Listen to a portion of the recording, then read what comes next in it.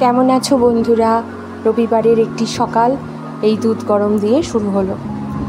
আর দুধ আনতে গিয়েই ব্যানার্জি দুটো বাঁধাকপি আর দুটো লেবু নিয়ে এনে দিয়েছে, যাতে বাঁধাকপিটা দিয়ে স্টার্ট করতে পারি আর কি সকালটা।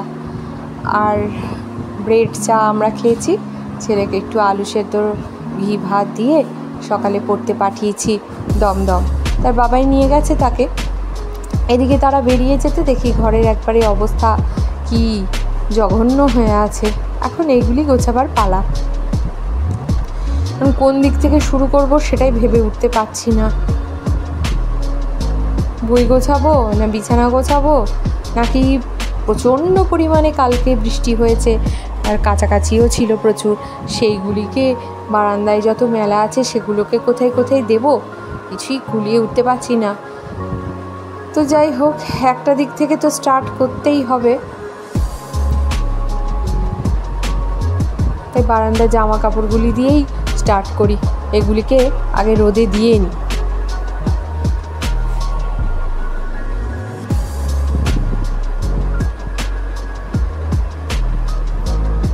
ও হ্যাঁ, বলা হয়নি আপনাদেরকে, আসলে আমার বাড়িতে একটি দুর্ঘটনায় দুটি প্রাণী নিহত হয়েছে আর একটি আহত।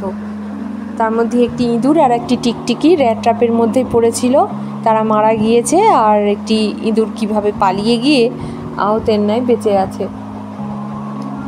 যাই হোক, সে দুর্ঘটনাগ্রস্ত এলাকাটি পরিষ্কার করলাম, তাদেরকে সৎকার করলাম। এবার যাই রান্নার দিকে। আজকে নিরামিষ, রবিবার, আদা বাটাও দিই না, তাই ধনে গুঁড়ো, জিরে গুঁড়ো, একটু টমেটো বাটা, লঙ্কা দিয়ে ফুলকপি আলু পনিরের একটু ঝোল ঝোল করে তরকারি করেছি। আর ওদিকে কটা পটল পেকে গেছিলো, সে পটলগুলি ভাজা করেছি কুচো করে। ভাত তো সকালেই হয়েছে। এরপরে দেখি বাকি কাজগুলো গোছাতে যদি পারি একটু বাঁধাকপিটা করে নেব। আর চাটনিটা বেশ অনেকটাই করে রাখি, সে চাটনিটি আছে। আর তো এখন বুঝে উঠতে পারছি না আর কি রান্না করবো টরবো। দেখুন, ততক্ষণে এদিকটাও মাঝে মাঝে এসে ফাঁকে ফোকরে এসে পরিষ্কার করেছি ঘরদোর। কী অবস্থা, ঘরদোর পরিষ্কার না করলে বাবা সকালবেলা থেকে কেমন যেন লাগে। যাই হোক, ওদিকেও বারান্দাটা নাভিশ্বাস উঠছিল, তার গলা পর্যন্ত বন্ধ ছিল জামা কাপড়ে, সেগুলিকেও রোদ্জল দিয়ে দিয়েছি। ছাতা টাতা সব গোটানো আছে। বাইরেটাও একটু শুকনো হয়েছে। বাবা কি বৃষ্টি,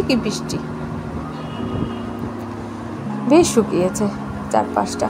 আর না শুকোলে মশাও বাড়ছে চারিদিকে, ডেঙ্গুর যা উপদ্রব। আপনারা সবাই সাবধানে থাকবেন। এদিকে আমার বাঁধাকপিটাও হয়ে গেছে। বাঁধাকপিটাও তাই একটু বেশি করে তেল দিয়ে, তাতে লঙ্কা টমেটো দিয়ে বেশ করে ভাজা করে একটা সিটি দিয়ে সেদ্ধ করা বাঁধাকপিটাকে করলাম। আর নামাবার আগে একটু ঘি দিয়ে দিয়েছি। থাক, রুটিতে বা টিফিনে যদি খাওয়া হয় তো হবে। এই বাঁধাকপি করে স্নানে গেলাম। এখন বাজে বেলা 2টো। তো সেই ব্যানার্জি তো খাবে না, জমাদার এসছে, চারিদিকে একটু বেশি পরিষ্কার হচ্ছে, ব্লিচিং দেওয়া হচ্ছে, তো সেই দিকে গিয়েছেন। তাই বললো খাবে না। তো আমি আমার এক্সট্রা কাজগুলো গুছিয়ে নিলে আমি একটু বেশি বিশ্রাম পাবো। তো ছেলে দুটো প্যান্ট সেলাই খুলে গেছে, সেগুলোই ভাবলাম একটু সেলাই করে নিই। কেননা বর্ষার দিন যদি একটু ভিজে টিজে থাকে জামা কাপড়, তখন আবার বেশি জামা কাপড় লাগছে, দুটো জায়গায় 4টে লাগছে। তাই আর সময় নষ্ট না করে, খাবে না যখন বলেইছে, তখন নিয়ে চলে এসেছি প্যান্ট। এই দেখুন ফুটো করেছে, সেলাইটাই খুলেছে। আসলে করে রাখি, পাতলা হয়েছে যদিও, তবু বর্ষাটা আর বাতিল করব না, সেই পুজোর পরেই সব বাতিল করব। এখন এই একটু সুতো নিয়ে এসেছি, সেলাইগুলো করে দিই। পড়া তো হচ্ছে, ছিঁড়ে তো আর যায়নি। যাই হোক, এসব করতে সময় হয়ে গেল। খাওয়া দাওয়ার শেষে 3টে নাগাদ এবার ব্যানার্জি বেরোবে, ছেলেকে আনতে যাবে, সেই দমদম যাবে, তাই তার তোড়জোড় চলছে। সেও তাই আমাকে একটি পান দিয়ে চলে গেল। আর রবিবারের দুপুর মানে একটা বাড়তি পাওনা, এটা পানটি। চবন কিমাম, হালকা করে একটু চুন আর একটা সুপারি দিয়ে মিষ্টি পাতা পান একটা খাই। রবিবার দুপুরে এটাই আমার বাড়তি পাওনা। এইটি খেয়ে একটুখানি রেস্ট নিয়ে নিই, ততক্ষণে আবার ছেলে আসবে, তারপর আবার তাকে টিফিন বানিয়ে দেব।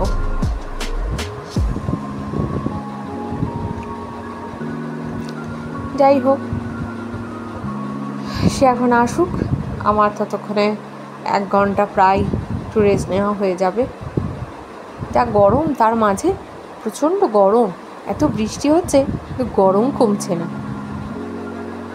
ওদিকে আলোও কমে এসছে, জানলা দরজা সব বন্ধ করে দিলাম।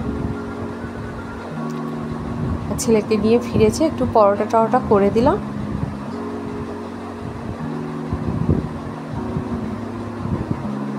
এরপর তৈরি হচ্ছি, বেরিয়ে পড়েছি, যাব একটু পূজার কাছে। আসলে 2-1 দিনের মধ্যে একটু বাড়ি যাওয়ার তোড়জোড় করছি।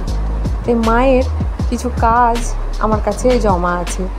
সেই শাড়ির ব্লাউজটি পূজার কাছে বানাতে দেওয়া আছে। পূজা মানে আমার লেডিস টেলার, তো তার কাছে গিয়ে এখন ব্লাউজটা দিয়ে আসি। অনেক দিন দেওয়া আছে একটি ব্লাউজ, আমার আর কিছু বানাতে আর এবারে দিইনি, প্রচুর জমা হয়ে আছে। পড়া করে তো কোথাও আর বেরোনো হয় না। তো যাই দেখি টোটো পাই কিনা, ওই একটা আসছে টোটো, দেখি যাবে কিনা। ও, এ তো গৌরাঙ্গদার টোটো। বাহ, এ আমার ভারী চেনা মানুষ, আর খুব ভালো মানুষ। নাম গৌরাঙ্গ, সত্যি। আর সর্বক্ষণ রাধেশ্যাম নাম করে, হরে কৃষ্ণ করে, গান গায়, ঠাকুরের নাম করে। আর টোটোটি দেখুন নতুন, প্লাস্টিক পরানোই আছে। আমাকেও গল্প করতে করতে বলল টোটোটি নতুন কিনেছে। আমি অবশ্যই প্রথমবার ওর এই নতুন টোটোই চাপলাম। এর আগে খুব পুরনো ছিল, একদম ঝরঝরে হয়ে গেছিলো টোটোটা। 3 মাস আগে দক্ষিণেশ্বর থেকে ট্রেন ধরবো বলেও টোটোতেই গিয়েছিলাম। ওকে ফোন করলে ওই আসে, আমি আর ছেলে গেলে ওর কাছেই টোটোটা নিই। তো যাই হোক, ওর ছেলেরাও খুব ভালো পড়াশোনায়, 2 ছেলে ভালো পড়াশোনা করছে। হ্যাঁ, আসি, হাসি মুখে বিদায় নিয়ে এবার যাচ্ছি এই রাস্তা টপকে পূজার বাড়ি।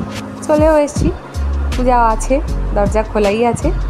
এই যে তার কারখানাটি দেখি, আমার পূজা রানীর কারখানা। আসলে দোকানও আছে, কিন্তু সংসারী মানুষ তো, কি বাচ্চা ছেলেও আছে, তার পড়াশুনো, স্বামী কাজে যায়, তাই সবসময় দোকানটাও খোলে না। বাড়িতেই ওর মেশিন বসিয়ে কাজ করে বেশিরভাগ সময়। তাই বললো বৌদি বাড়িতে এসো, তাই আমি ওর বাড়িতেই চলে এসেছি। পুরো ডাইনিং জুড়ে ওর কাজের জিনিস। বাহ। আর ওর সাথে আমার বছর 15 আলাপ, খুব মিষ্টি মেয়ে, আর কাজ তো অসাধারণ, সত্যিকারের শিল্পী। সালোয়ার, ব্লাউজ, ঘাগরা চলি সবই আমি ওর কাছে বানাই, আমার মাও বানায়। তাই মায়ের মাপটা দেওয়াই থাকে। এখন খুঁজে বেড়াচ্ছে, এখন কোথায় রেখে দিয়েছে। একটি ব্লাউজ তো বান্ডিল করা নেই। যাই হোক, দেখো ঠিক পেয়ে যাবে। পেয়েছো গো? হ্যাঁ, এই তো পিসটি। আসলে এইটি মাকে ভাই দিয়েছিল পয়লা বৈশাখের শাড়িটি, কটন শাড়ি, তার একটি পিস ছিল। তো মায়ের ইচ্ছা পিসটি বানাবে, তাই জন্য আমি নিয়ে এসেছিলাম গরমের ছুটির সময়। বেশ সুন্দর বানিয়েছে, ওকে বলতে হয় না। আমি কোনো ক্যাটালগ দেখে ওকে কোনো দিন ডিজাইন বলি না, ও সুন্দরভাবে করে দেয়। একটু শাড়িটা দেখালে ওর সুবিধা হয়। ওগুলো বানাচ্ছে, সবার অর্ডার আছে। খুব হাসি মুখি মেয়ে, এত কাজের চাপ, বাচ্চা ছেলে, সংসার, দেখুন কি সুন্দর বানিয়েছে। নিজের মন থেকেও এত সুন্দর ডিজাইন দেয়, ধারণার বাইরে। আর ওর বাড়ি থেকে বেরিয়েই এই বুড়ো শিব মন্দির। বাবাকে প্রণাম করে নিলাম। আগামীকাল সোমবার, সবাইকে ভালো রেখো।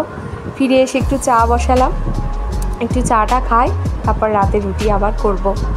আর সারাটা দিন বেশ গেল, নানান কাজে নানানভাবে গেল। আপনারা সবাই ভালো থাকবেন, আর কি বলবো, দেখা হবে আবার একটি নতুন দিনে। তাই